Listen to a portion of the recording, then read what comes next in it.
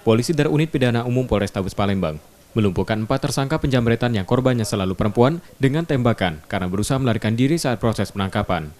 Para tersangka diburu polisi setelah banyak laporan tentang aksi tersangka, yang mayoritas korbannya adalah perempuan.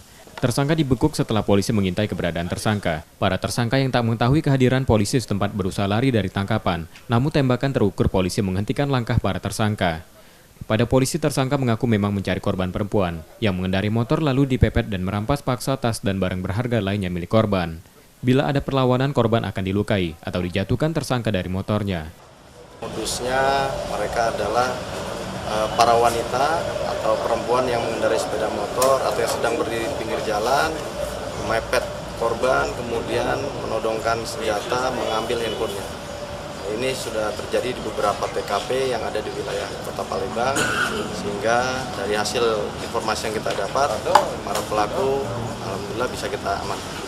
Ini masih dalam pengembangan kita karena memang mereka ini adalah satu komplotan yang sering bergonta-ganti pasangan untuk melakukan tindakan kejahatan.